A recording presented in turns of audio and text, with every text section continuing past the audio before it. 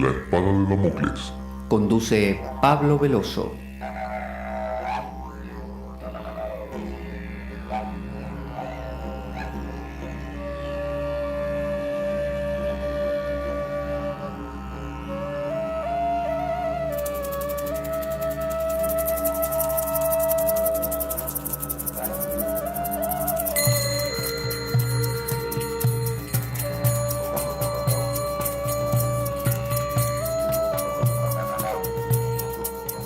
Tal como lo cortés no quita lo valiente, así lo hilarante no quita lo profundo.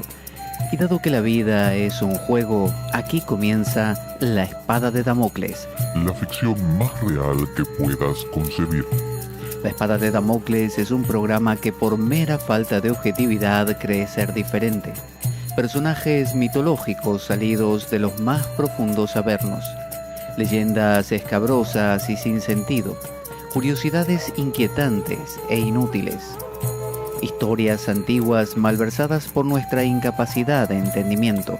Y cuentos carentes de profundo significado. También pretenderemos sin el menor éxito entender al ser humano en toda su dimensión.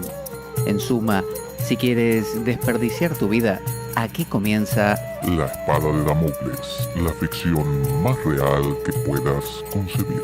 La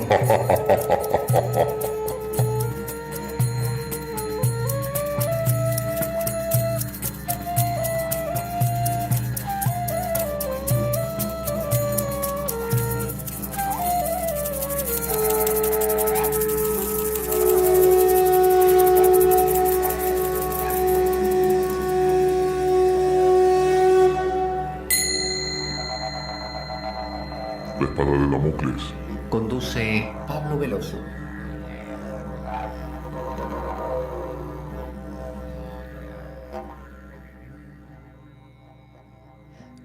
Buenas a todos. Aquí estamos en La Espada de Damocles. Quien les habla, efectivamente, Pablo Veloso. Vamos a continuar con este programa, esta saga que estamos comenzando recién, que va a ser seguramente muy cortita, que se titula Mirar con el ojo de Dios. ¿De qué se trata? Bueno, estamos analizando una propuesta que hace nuestro amigo Nicolás de Cusa, que era un teólogo, también cardenal, de allá de los años 1400. Y también estamos sumando a la tertulia al amigo San Juan de la Cruz, que, bueno, vivió por el 1500, un poquito después, junto con su amiga también Teresa de Ávila. Así que lo que estamos planteando es el manuductio, es decir, la conducción que nos está haciendo o proponiendo Nicolás de Cusa hacia la coincidencia oppositorum, es decir, hacia la concordancia de los opuestos, hacia ese plano, esa posibilidad, ese posicionamiento en donde lo opuesto, ¿no? Todas esas controversias de nuestra vida se disuelven. Es como si uno estuviera como esos aviones que van remontando vuelo y primero están viendo la tierra cada vez de más lejos y ven a la gente, quizá uno que se pelea, otro que están reunidos, coches, y cada vez sube más y quizá el día está hasta lluvioso, feo, con tormenta, y de repente atraviesan las nubes el avión y llega a un punto de sol, obviamente. Cruza las nubes, está el sol, el cielo es celeste y todo lo que estaba supuestamente tan oscuro y feo ahora se despeja en un instante. Bueno, ese despejarse en un instante es lo que todo ser humano busca. Usted, yo y todas las personas buscamos ese remanso de paz. Todos decimos eso de a mí lo que me gustaría en la vida es pasarla bien. Yo no quiero más problemas, ¿viste? Bueno, ese es el estado de paz que todo ser busca, es la coincidencia oppositorum de la que habla Nicolás de Cusa y hacia la cual nos está inclinando. Vimos en el programa anterior que mucho de esto dependía de la posibilidad de apagar el pensamiento, ¿no? Y como no se puede apagar, de lo que se trata es de desprenderse de él. El famoso vairagya de los hindúes, ¿no? El desapasionamiento, la ataraxia de los filósofos estoicos, por ejemplo, ¿no? Este desapasionarse, no engancharse. Entonces, implicaba, habíamos hablado, de que para que ese Dios, o si usted lo quiere llamar de otra manera, ese misterio, ese silencio, ese remanso de paz, ese cielo despejado, ¿no?, que todos intuimos en lo profundo de nuestro ser, para que se manifieste había que poseerse a uno mismo. ¿Qué era poseerse? No ser arrastrado por lo sensorial, lo sensible, someter a lo sensible a la razón, que era la que nos iba a decir tal cosa no la hagas porque no te conviene, no te dejes llevar por, aunque esto te dé placer hoy, mañana te puede traer un problema, por lo tanto tené cuidado. Entonces, la razón era una gran ayuda. Pero había un pasito más, porque la razón sigue siendo pensamiento. Entonces decía Nicolás de Cusa que está la ratio rationum, que es lo que los hindúes llaman el buddhi. Buddhi viene de Buda, ¿no? Despierto, iluminado, despierto, algo que realmente ve las cosas con claridad. ¿Y qué es este buddhi?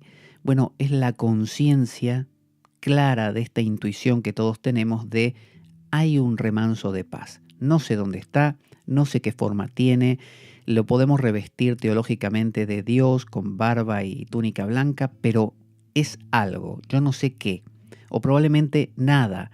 Cualquier palabra que yo utilice no me sirve, porque justamente sería parte de la razón. Entonces, la ratio rationum sería como jugar con la razón para buscar las palabras más sutiles que me puedan acercar a eso y dejarme arrimado, ¿no? Pegadito.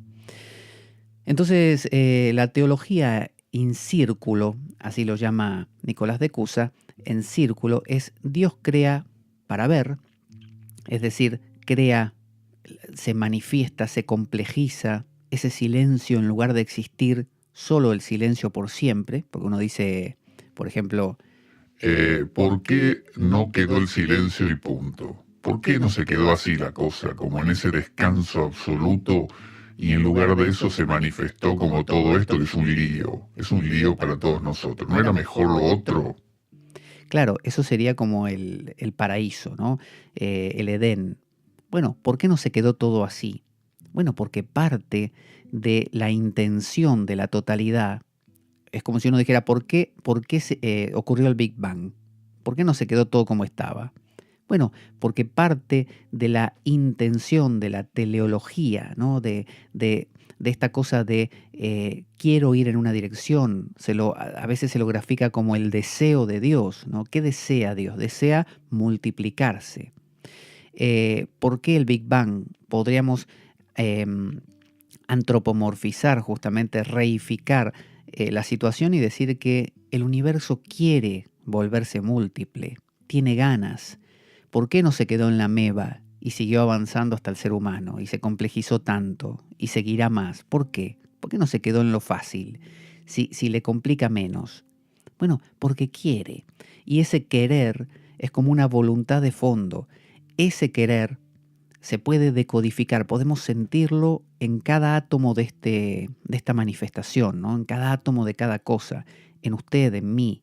Podemos descubrir que existe unas ganas de lo que se llama el eros, ¿no? El eros en la mitología griega y en la filosofía griega, el eros es la fuerza de vida, la libido, kundalini dirían los hindúes, la shakti, la energía de Dios, Shiva y Shakti. Shiva se manifiesta a través de su Shakti, de su poder, y crea todo lo que existe, ¿no? En una de sus formas como Prakriti, como la que manifiesta cosas, la naturaleza. Y así como hay, dice el Samkhya hindú, el Samkhya es un sistema de filosofía que significa enumerar. Bueno, el Samkhya nos cuenta cómo de ese estado de tranquilidad se produjo todo esto. Ahora, el por qué es una respuesta que la va a dar normalmente la teología. En la India es el Mimamsa, en Occidente es la teología, que es la que nos cuenta logos, teólogos, teología, nos cuenta logos, la palabra nos explica acerca de Teo, acerca de Dios. ¿Por qué Dios hizo las cosas? Entonces, las explicaciones siempre se quedan cortas y siempre parecen como infantiles, como decir, bueno, Dios creó porque estaba solo, Dios creó porque no tenía nada que hacer, Dios creó porque tenía ganas de crear o por amor. Se quedan cortas, pero en última instancia están reflejando lo que percibimos en todas partes, que la vida quiere más, la vida quiere complejizarse. Ese percibir eso es como si hubiera un canto, un cantito, una canción de fondo de la vida, que es la canción de quiero más, quiero más, quiero más. Bueno, esa canción es el logos. El logos. Los griegos decían que, Heráclito, por ejemplo, decía que había un logos, una palabra. ¿Se acuerda el Evangelio de Juan, que también dice, en el principio era el verbo, el logos, la palabra? El verbo era uno con Dios y luego se hizo carne y habitó entre nosotros, ¿no? Haciendo referencia en ese caso a la encarnación histórica de Jesús también, ¿no? De Jesús de Nazaret. Pero habla del logos, como que esa manifestación, esa palabra está encarnada, está en usted, en mí, en la mesa, en la silla. Uno puede ver las ganas de la naturaleza de más. Entonces, Dios crea las cosas para verlas. Dios crea para decir para sus adentros, qué bueno, qué bien que me salió el arbolito ese. Y el pajarito aquel, y con la mariposa, ahí sí que me lucí, con la mariposa, no hay con qué darme, me salió buenísima, sí. Ahora voy a tratar de sacar un animal, bueno, no me salió bien, lo voy a llamar hipopótamo, pero bueno, ya sacaré otros mejores, Y si les tiro el cuello a este, jirafa le voy a llamar, jirafa, qué cuello largo. Entonces Dios crea porque le gusta multiplicar, le gusta como a usted le gusta más. Su vida es un más, siempre. La vida nunca es un menos. Si no, no es vida, es muerte. La vida siempre es más. Quiero más complejo, más cosas, más días, más años, más gente, más conocimiento, más. Tengo un móvil, me gusta, bueno, quiero uno más rápido, quiero uno con más memoria. Tengo un hijo, quiero educarlo y que crezca y que aprenda y más, y que pueda ahora jugar al fútbol y que ahora pueda, casarse y tener hijos. Más. Eso es la vida, eso es por lo tanto la fuerza que decodificamos, el logos. Pero ese logos da la posibilidad, está dentro de su plan, el regreso. El Samkhya de la India nos cuenta cómo se produce la cosmogonía, el génesis, cómo se genera todo esto, ¿no? Es decir, de esto sale aquello y de aquello sale lo otro y de lo otro sale hasta la creación completa, tal como la vemos. Ahora el tema es cómo regresar. Hay un regresar, hay una necesidad en todo ser vivo de volver al descanso. Hay una necesidad de quiero comer para satisfacer un hambre y estar en paz. Quiero dormir para estar descansado y no sentir esta molestia acuciante de que tengo sueño. Quiero, hacer el amor para... y así. Siempre hay una necesidad de volver al descanso. Por más que hay ganas de más, también hay ganas de satisfacer, ¿no? De descansar. Esa necesidad de descansar, de entropía, de disolverlo todo, es lo que llaman los hindúes el nivriti, el regresar. Pravriti es la creación de todo, nivriti es el regreso. Nicolás de Cusa y también, sobre todo, Plotino, lo llamaba procesión a lo que procede, lo que una cosa procede de la otra. Del silencio nace una palabra, la palabra se complejiza y crea más formas, ¿no? Se crea todo nuestro mundo, todo nuestro lío. Bueno, lo contrario a eso es la conversión.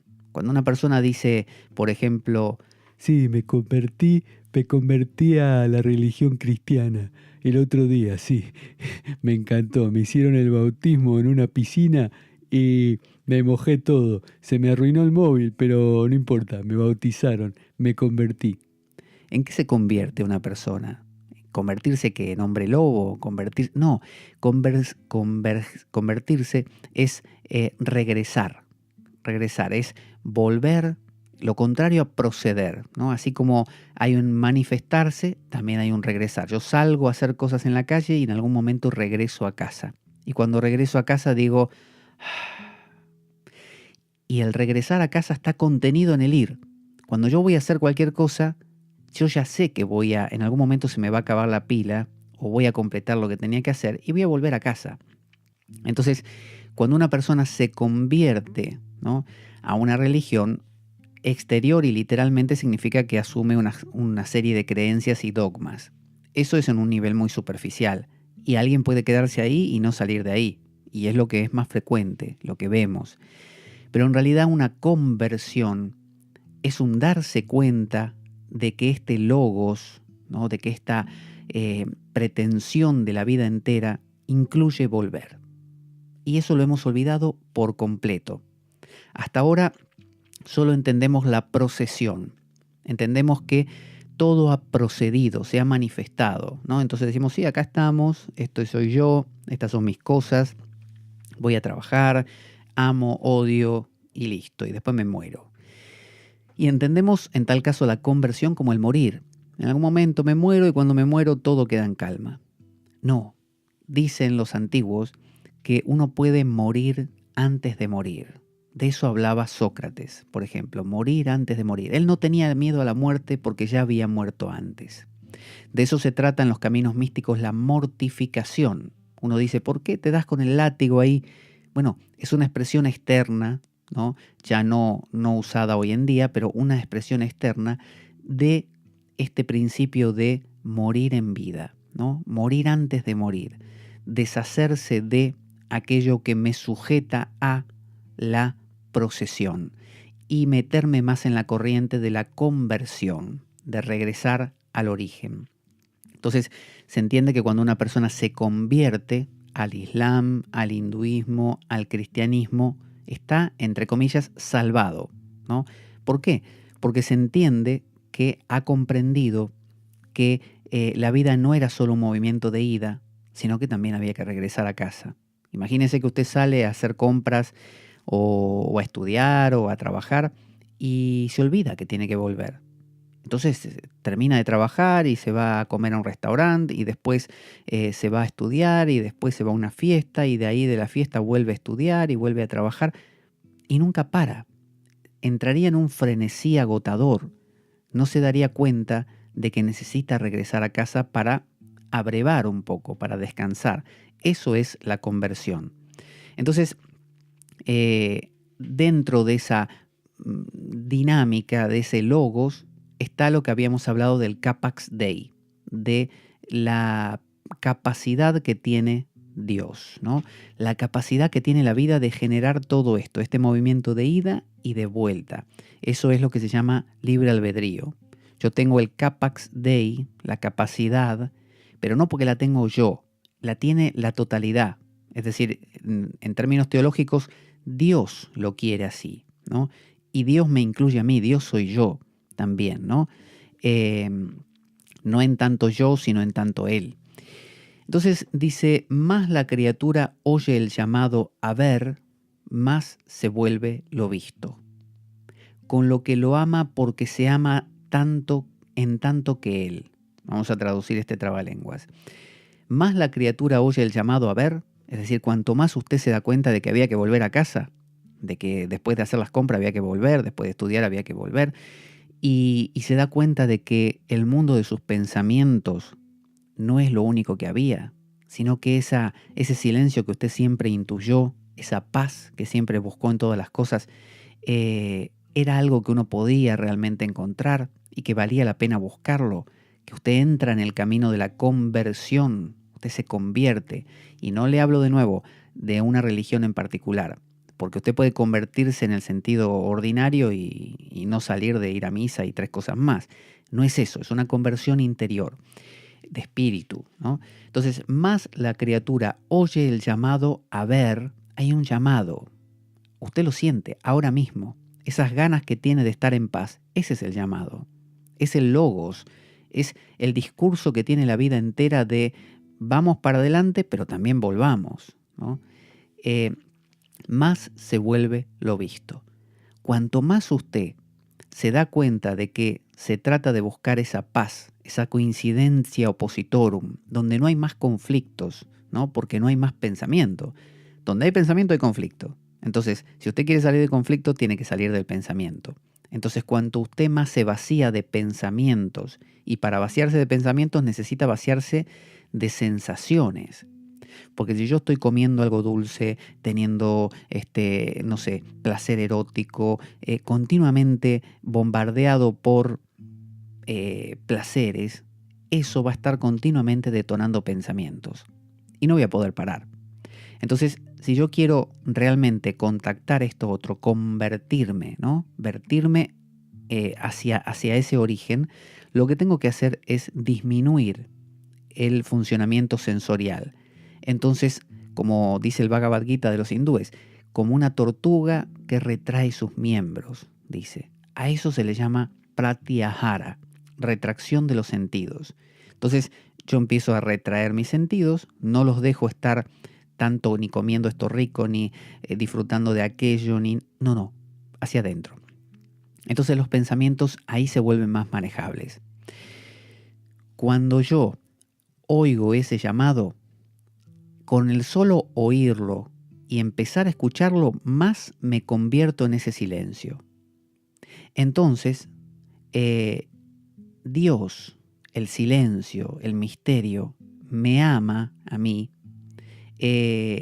no en tanto yo, sino en tanto Él. A ver si lo explico un poco más. Si yo me estoy volviendo silencio, el silencio me va a amar, pero no me ama cuando yo soy Pablo. No me ama porque yo soy muy distinto y estoy metido en 1000 líos, en un embrollo. En cuanto yo voy dejando todo eso y entrando en calma, en un silencio de la mente, en un silencio del pensamiento, aquello se me hace sumamente apetecible y yo le parezco apetecible a eso. Y ahí se da ese amor místico que encontramos en, no sé, el Cantar de los Cantares, que dice que me bese con los besos de su boca, o San Juan de la Cruz, donde te escondiste amado y te fuiste con premura, no sé qué. Todos esos cantos que uno dice, esto es amor erótico. Bueno, es en realidad, tal como cuando uno escucha una canción de rock y uno cree que le está cantando el cantante a una chica y en realidad es a la cocaína, por ejemplo, ¿no? A la dama blanca. Bueno, de la misma manera que se hace esa poesía que reviste la forma del amor erótico, bueno, acá también uno no encuentra cosa más apetecible en este universo que ese silencio. Ese silencio es el descanso, el reposo, el origen de todas las cosas. ¿Cómo no va a ser apetecible? Lo estábamos buscando en este o aquel placer, pero en realidad estaba en el origen. El descanso se encuentra no en el hacer, sino en el ser. Entonces, Dios, entre comillas, no quiero decir de una manera simbólica, nos ama a todos, ¿no? O el silencio está ahí para todos, pero no tiene conexión verdadera con nosotros hasta que nos volvemos silencio. Entonces, si yo quiero que Dios me ame, me tengo que volver Dios. Si yo quiero que el silencio realmente sea una realidad en mi vida, me tengo que volver silencio. Y ahí se hace evidente para mí. En ese momento yo digo, tenía razón, esto es maravilloso, no lo había visto nunca, no puedo vivir sin esto es todo para mí. De ahí viene la idea de que el contemplativo, ¿qué es un contemplativo? Un tipo que está acostumbrado a la conversión, está acostumbrado a priorizar esto. Un tipo que, el contemplativo lo que iba a decir es esto, que se fascina. Está fascinado, así como un músico está fascinado con una composición musical que está creando, o un pintor con un cuadro que tiene en mente. Bueno, de la misma manera, el contemplativo, el que se ha convertido, y no convertido porque me bautizaron o convertido porque me tocaron con la frente con el gurú. No, la conversión verdadera, interior. Cuando yo realmente me abro a esto, no hay nada más apetecible, me fascino. No existe cosa que me interese más en la vida que esto, ¿no? Hay un verso del profeta Jeremías en el Antiguo Testamento que no lo tengo ahora aquí a mano, pero lo voy a parafrasear, donde él dice, me sedujiste, le dice a Dios, me sedujiste. Y aunque todo lo que me decías que diga me ha hecho ser el hazme reír de toda la gente y me he metido en 1000 problemas por todo lo que me hiciste hacer, siento en mis huesos un fuego que hace que yo no pueda, que no pueda evitar decir y hacer estas cosas. Esto es el contemplativo, la persona que realmente se convierte, que toca el silencio, que se vuelve silencio. Ese silencio se vuelve real en su vida y se vuelve su amante, se vuelve la cosa más importante del mundo. Y no hay nada que le fascine más. No puede esperar llegar a un momento, no sé, llegar a su casa y sentarse en meditación o en contemplación un rato. No puede esperar a focalizar el pensamiento en pensamientos que ronden el silencio, ¿no? Aunque no esté en silencio, el pensar, el leer acerca del silencio, el hablar acerca del silencio. Por eso el predicador, ¿no? Como si fueran los apóstoles, que iban por ahí predicando el evangelio, la buena nueva. ¿Cuál era la buena nueva? Que el logos, la palabra, se había encarnado y la palabra era la puerta. Era el camino, la verdad, la vida. Nadie llega al Padre si no es por mí, decía el logos. Es decir, esa palabra que uno escucha en el interior, que le dice interiormente, vuelve a casa, vuelve a casa. Eso es el logos. Ahora, si lo revestimos teológicamente, es Cristo, es Krishna, es la vestimenta que le demos, pero eso, ese logos, es ese llamado, y eso está en el alma de cada cual. Entonces, Dios no nos ama cuando somos nosotros, Dios nos ama cuando somos Él. Mire qué loco, qué extraño. El silencio no existe para nosotros a menos que nos volvamos silencio. Lo misterioso no existe, no empieza a existir y a fascinarnos a menos que nos volvamos eso. No existe el mirarlo de fuera, existe el serlo. Entonces, Dios no recibe a la criatura en tanto tal, en tanto criatura, sino en tanto Él. Es como ese cuento de una persona que murió y bueno, fue al cielo, en este caso le tocó el cielo, y toca la puerta y dice, y se escucha que dentro le dicen, ¿Sí? y el hombre le dice, sí, me llamo Roberto González, y vengo al cielo, ¿me abrirías, Dios? No. No sé quién sos. Roberto González, me gané el cielo, por favor, Dios, abrime, dale. No. Vení en otro momento. El tipo no lo podía creer. Entonces siguió insistiendo varias veces más, diciendo que era Roberto González, hasta que se dio cuenta. Y le dice, ¿Sí? ¿Quién es? Vos. Ah, entra. Esa era la clave. Mientras él decía yo soy yo y quiero entrar a tu mundo, Dios, a tu mundo, Dios le decía no, porque acá estoy solo yo. Mientras que cuando le dijo soy vos, soy tú, Dios dijo, ah, vale, porque solo puede haber uno. En el silencio no hay diferencias, es coincidencia oppositorum. Entonces, si yo quiero realmente llegar a esa paz absoluta, no puedo llegar en tanto yo. No puedo llegar y decir, acá estoy, lo tengo todo dominado, todo controlado, yo soy el dueño de todo, alcancé la paz. No, nadie alcanza la paz, nadie alcanza la iluminación. El Buda no alcanzó la iluminación. El Buda llegó a lo que se llama nirvana. Nirvana significa extinción. Se extinguió el trishna, la sed. La sed. ¿Cuál es la sed? La sed de quiero ser, ¿no? Quiero salir, quiero ir a estudiar, quiero ir a comprar, quiero ir a trabajar, quiero ir a divertirme, quiero ir... Vale, se acabó ahora. Ahora quiero volver a casa. Tengo ganas de regresar. Se acabó mi trishna. La sed que tenía de diversión se me acabó. Bueno, en ese momento, en la conversión, ocurre el regreso realmente al descanso. El descanso no lo puedo encontrar en el trishna, en la sed. Por lo tanto, Dios no me va a recibir nunca a menos que yo deje de ser yo. Tengo que ser Él, ¿no? Entonces uno dirá, y entonces quiere decir que hasta que no te mueras no nada, ¿viste? Porque siempre vas a ser vos. Bueno, lo que quiere decir es que en algunos momentos de claves donde uno está en un estado contemplativo, meditando, digamos, es aquel que busca. Es el silencio, es Dios, ¿no? En ese sentido. Ahora, como la mente vuelve a activarse, nunca es ese silencio del todo. Entonces Dios no va a recibirnos nunca del todo mientras seamos algo de criatura todavía. Necesitamos deshacer todo eso y para eso hace falta morir, ¿no? Que es la unión final y verdadera.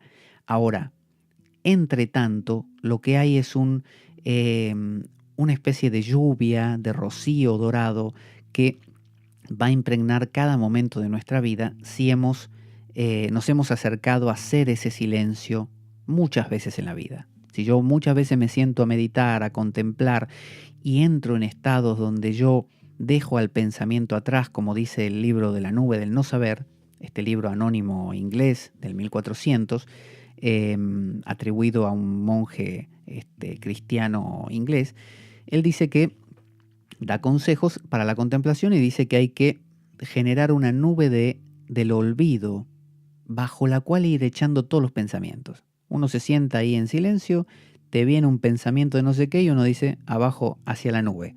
Otro abajo. Viene uno magnífico de no sé, Jesús, que nos abajo. Y así, todo. De manera que uno quede siempre otra vez, una y otra vez vacío. Porque en ese vacío uno es, al vaciarse, no es que se convierta en otra cosa. El vaciarse mismo, nirvana, extinguirse mismo, es el silencio, es el misterio, es Dios. Y ahí se experimenta, pero no como individuo, sino que no se experimenta en realidad, es el amor mismo. Eso luego se traduce a la vida cotidiana en forma de, qué bueno lo que experimenté el otro día en la meditación, no hay nada como eso. Cualquier explicación que yo dé, que normalmente la voy a revestir de términos de mi tradición, si soy hindú voy a decir el amor de Krishna es como el amor de Krishna por Radha, por ejemplo. Es decir, le voy a ir dando matices que me van a enfrentar al otro. El de la otra religión me va a decir, no, es como Mohammed, Salallahu Alaihi Wasallam, cuando se encontró subió en ese burro o asno al cielo y se encontró con Allah y tuvo una conversación. Ese mirage, que así se llama, ese es el momento potente, ¿no? Entonces dice, Dios no recibe a la criatura en tanto tal, sino en tanto Él. Quedémonos con eso. Quien medita y pretende coger a Dios en la palma de su mano o coger al silencio y decir, lo tengo dominado, yo ya llegué al silencio, el silencio es mío, no, ese lo perdió. Entonces, el que dice que tiene, no tiene, en realidad. Le voy a hacer escuchar un audio que nos explica cómo poder colaborar con nuestro programa para darle un sustento y poder mantenerlo en funcionamiento. Ahí va. Nuestro programa carece de sustento económico externo. Si quieres colaborar y apoyarnos, puedes hacer de cuenta que me invitas a un café y dejar una donación equivalente a ello o lo que tú desees a través del enlace de PayPal que aparece en nuestro canal en iBooks. Si tienes alguna duda al respecto, puedes enviarme un correo a info-espadaweb@gmail.com para informarte y desde ya muchas gracias por ello. Entonces, la vida del hombre, del ser humano, la clave radica en el llegar a verse, a verme, ese conócete a ti mismo. Pero el ti mismo, ¿no? El yo mismo, no es Pablo Veloso. Es el silencio que reside más allá de Pablo Veloso. Y ese silencio no es el silencio de Pablo Veloso. Es el silencio, el mismo que usted va a encontrar, que fulano, que fulana, es el mismo. Porque para estar en ese silencio hay que no ser. Si yo soy, no es ese silencio. Entonces, mientras usted sea y fulana sea y yo seamos, somos distintos. Pero cuando no somos, así sea por un ratito, así sea por un rato más largo, o nos hayamos muerto y sea permanentemente, ahí estamos en ese estado de, o somos ese silencio.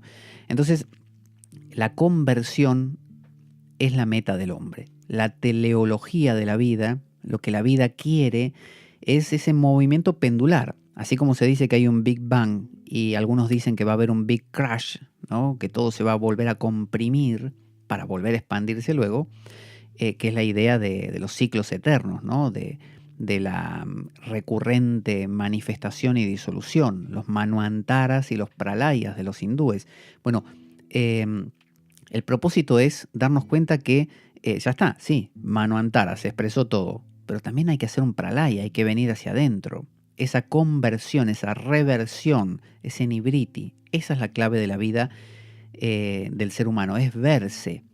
Pero ese verse es verse en tanto Dios. Es decir, para poder verme, tengo que disolver a Pablo.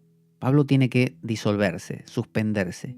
Y en el momento que se suspende, yo estoy siendo yo verdaderamente. Un yo que no es yo mío, es el yo de todos, ¿no? Por eso los místicos se llevan bien entre sí. Se encuentra un místico sufi del Islam, un místico hindú, un místico cristiano, un místico budista, y son todos amigos. No pasa nada, se ríen, hasta se ríen inclusive de los sacramentos y de los ritos que tienen cada religión. Ahora, se encuentra una persona común que se llama fulano de tal y que es miembro de una religión determinada con el de la otra religión, y cuidado, ahí puede haber una guerra, se matan, se dicen de todo, porque se creen diferentes, no tocan ese silencio. Entonces, ese verme a mí mismo, desapareciendo Pablo, es Dios viéndose a sí mismo, es el verse de Dios.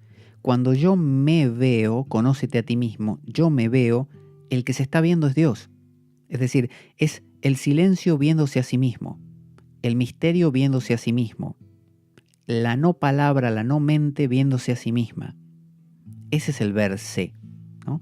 Entonces, poseer a Dios es poseerse. Si yo quiero tenerlo a Dios, tengo que no ser. Si yo soy, no lo tengo a Dios.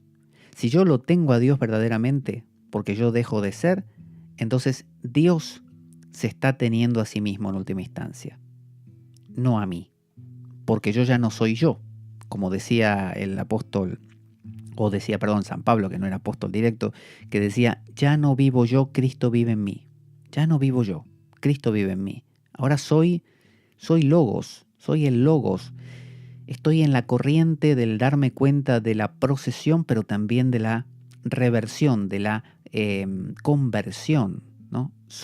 Ahora el Logos es el que habla en mí. Me dice, ya fuimos, ahora volvamos, ¿no? El movimiento tiene dos cauces, hacia adentro también. Entonces, poseer a Dios es poseerse. Si yo me quiero poseer a mí verdaderamente, veo que uno está siempre queriendo poseerse. Uno quiere dominarse, uno quiere tenerse controlado, ¿no? Quiero saber realmente qué hago en cada momento. La única manera es desaparecer. Ahí usted verdaderamente se tiene. Y cuando ahí se tiene, no se tiene usted, se tiene Dios a sí mismo. Es una locura. Poseer a Dios es poseerse, ver a Dios es verse, pero en tanto Dios.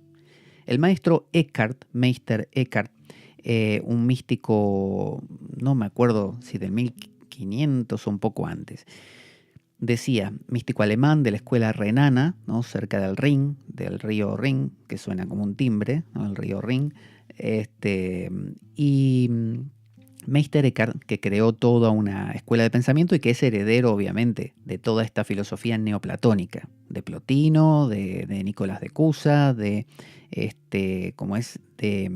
Máximo el Confesor, de Orígenes, de Bagrio Póntico, de Juan Casiano, de Dionisio Areopagita, de Jámblico, de Proclo. Todo eso se plasma en Eckhart. Con esto le quiero decir que usted, cuando se acerca a lo místico en el cristianismo, está tocando toda la filosofía griega, ¿no?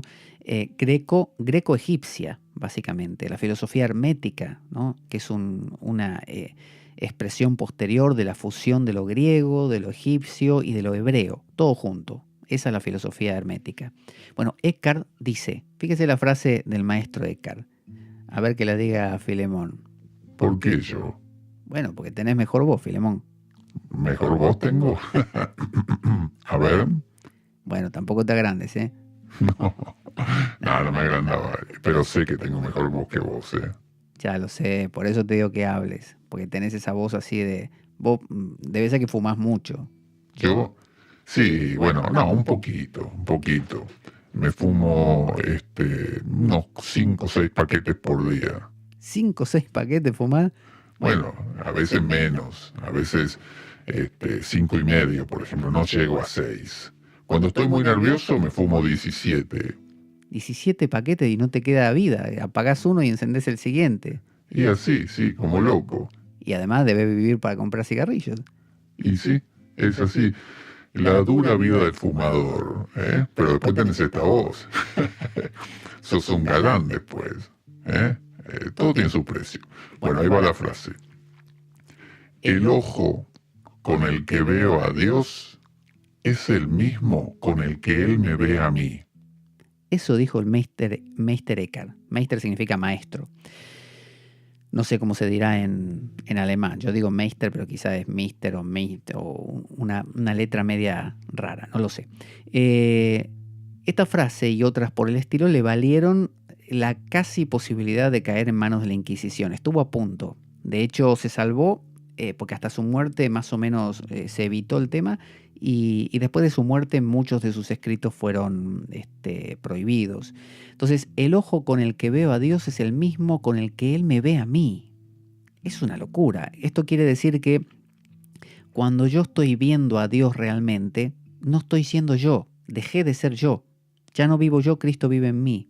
Es decir, el logos, entré en la dinámica de la palabra, de la impronta, de la canción del universo, que dice, vamos para adelante, pero también regresar, conversión. Entonces, en el momento en que veo a Dios, estoy dejando de ser yo.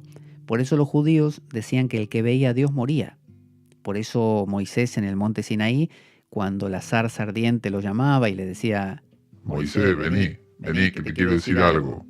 Moisés le decía, Señor, yo no te quiero ni mirar, ni loco, yo no me acerco. Si ya me explicaron a mí en el templo que en la sinagoga que el que se acerca a Dios muere. Yo no, tonto no soy, ¿eh? No, pero no pasa nada. Estas son exageraciones, no es para tanto. Que no es para tanto, y si después me calcino y me muero. Bueno, te hago de nuevo después. Entonces, el ojo con el que veo a Dios es el mismo ojo con el que Él me ve a mí. Si usted se sienta a meditar y usted es usted, no está en el silencio, no está en el vacío, no está en la totalidad, no está en la coincidencia oppositorum, no tiene la visus absolutus, no tiene la visus infinitus de Dios, tiene la visus o la visio contractus, ¿no?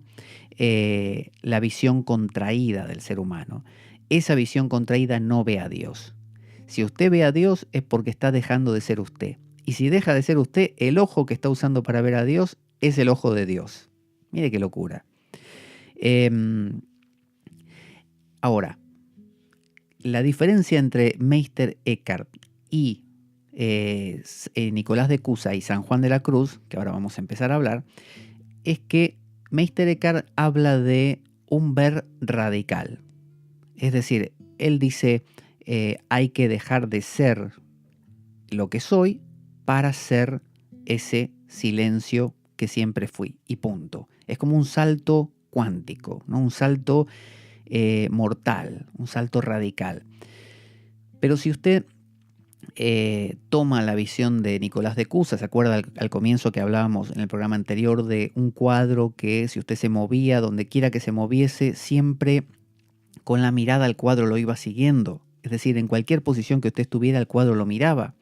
Bueno, Nicolás de Cusa dice que uno puede estar en estadios intermedios. Por ejemplo, uno dice, sí, yo tengo mi yo, pero todavía no me deshice del todo. Por momentos sí, ¿viste? Y me acerco un poquito al silencio y al misterio. Y por momentos me viene el yo de Silvando Silva y uno dice, bueno, soy Silvando Silva y catedrático de la Universidad de Bangkok. Y bueno, ahí se me va todo el silencio, ¿qué va a hacer? Entonces, él plantea la posibilidad de lo que los hindúes llaman adhikara y bhumika. Bhumika significa niveles, ¿no? Y adhikara, capacidad.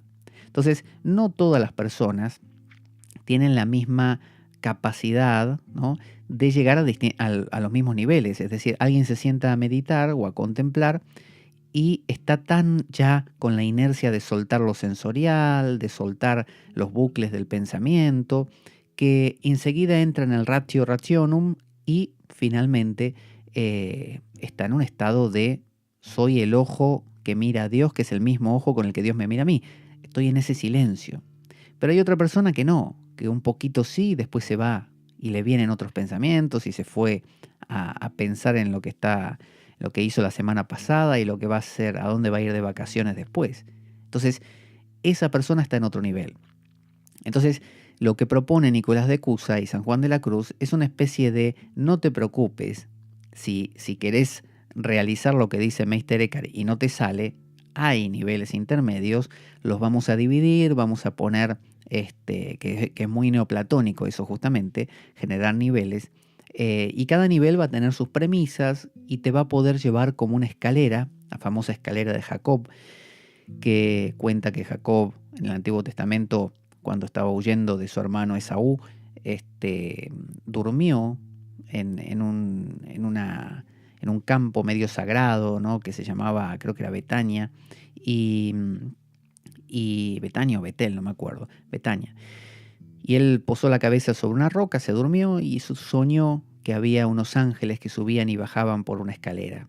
Y de ahí salió la idea de que los alquimistas toman mucho esta idea de la escalera de Jacob, como que todo tiene un escalonado proceso, como vimos en el arquetipo del Apocalipsis, que hablaba de que el número 7, 7 sellos, 7 plagas, representan justamente una progresiva manifestación de algo. Entonces, como probablemente tanto usted como yo estemos en esto de progresivo, usted se pregunta a sí mismo y dice, yo ya he intentado y la verdad no me sale lo de deshacerme y ser el silencio mismo, ¿viste? Me vienen pensamientos todo el tiempo a mí y me disperso. Yo soy así, muy disperso. Todo el tiempo pienso cosas, ¿viste? La inercia me puede.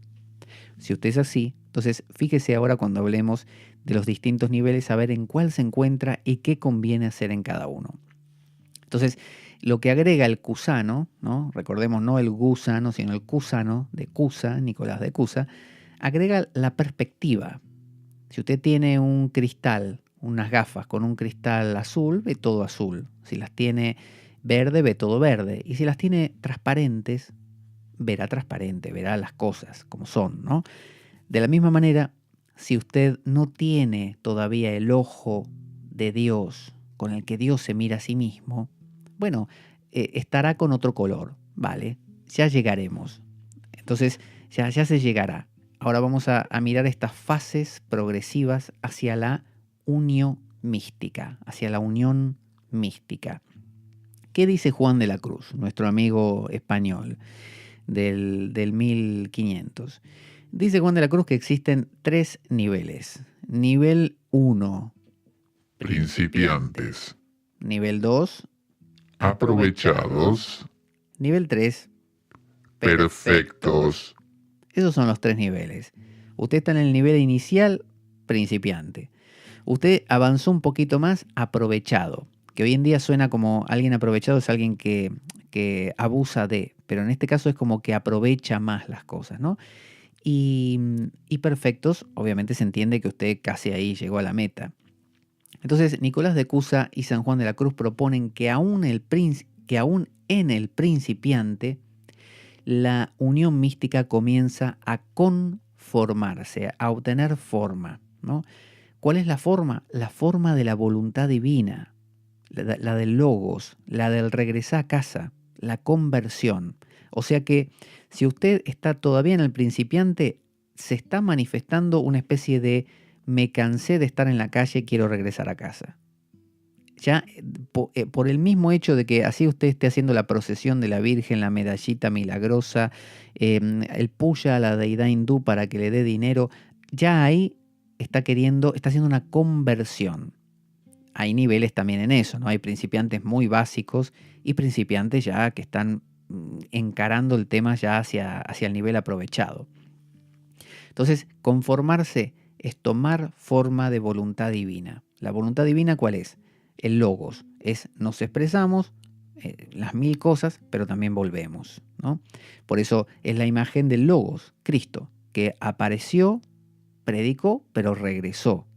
Entonces, se dice que el Logos, encarnado en este caso podríamos decir entre comillas, en el mito de Cristo, nos muestra como ejemplo qué hay que hacer.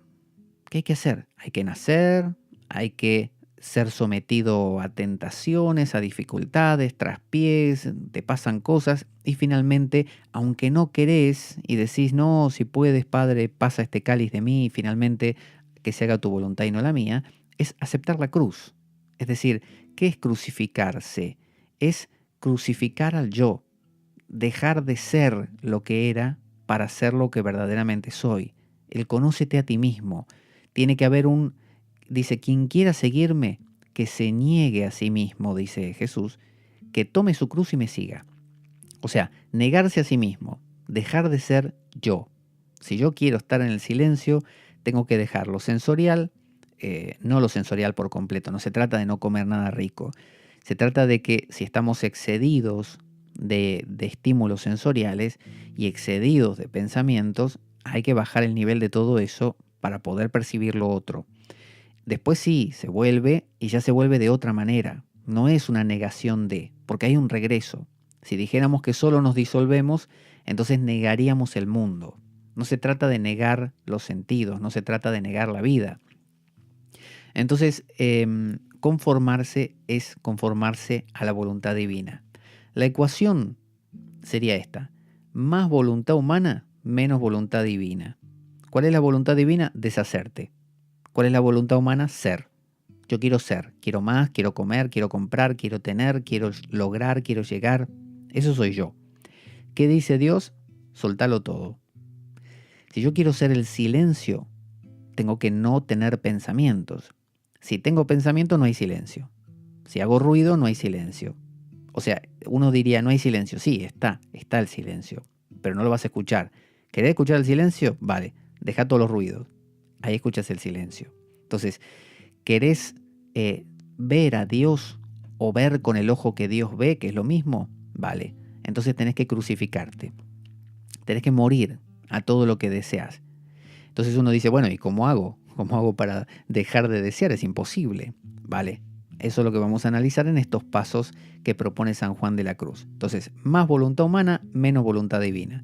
Menos voluntad humana, más voluntad divina. Esto es lo que los hindúes llaman el sadhana.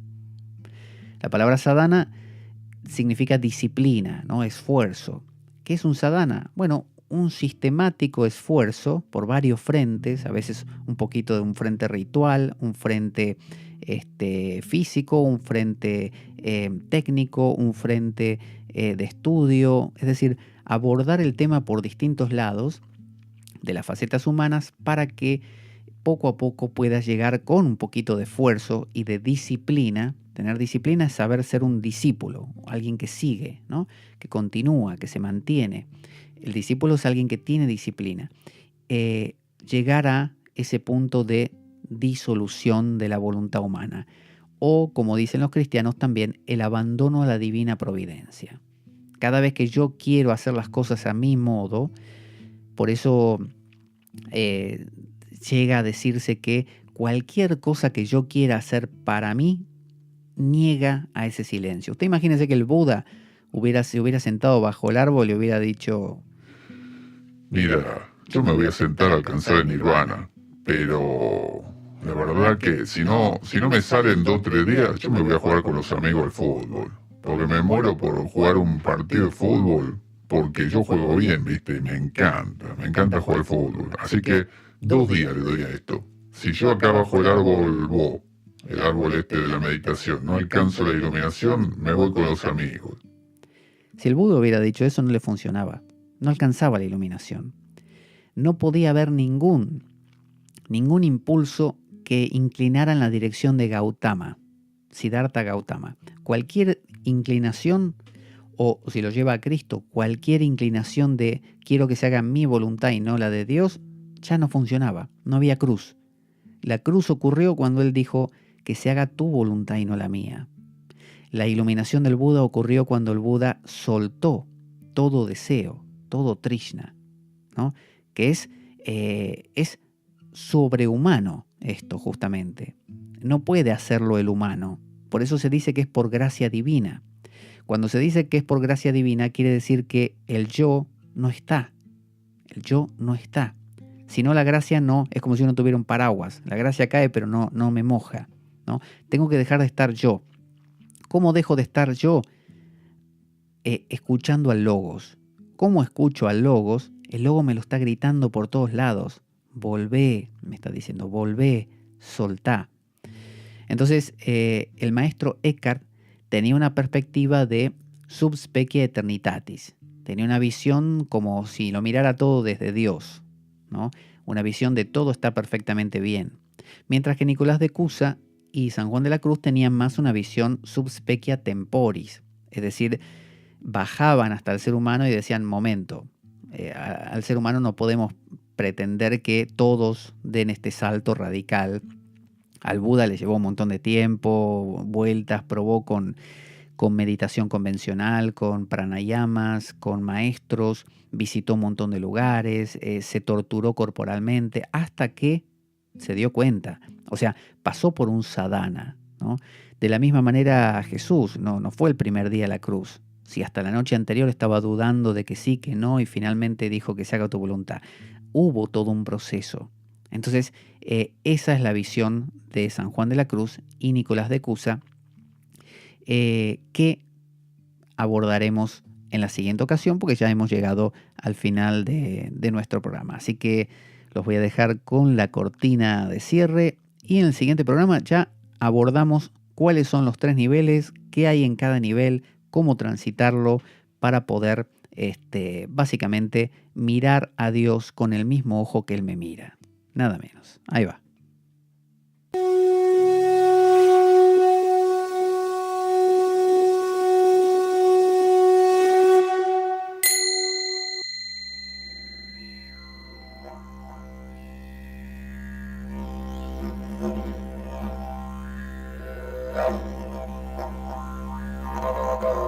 La espada de Damocles. Conduce Pablo Veloso.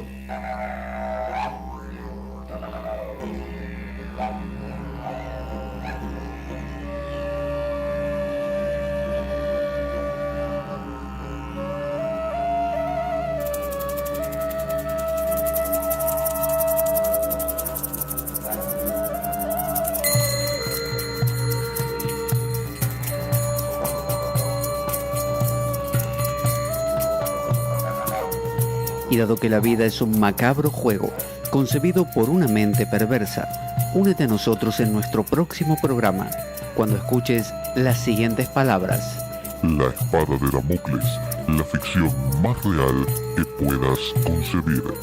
Buena vida para todos, buena semana y...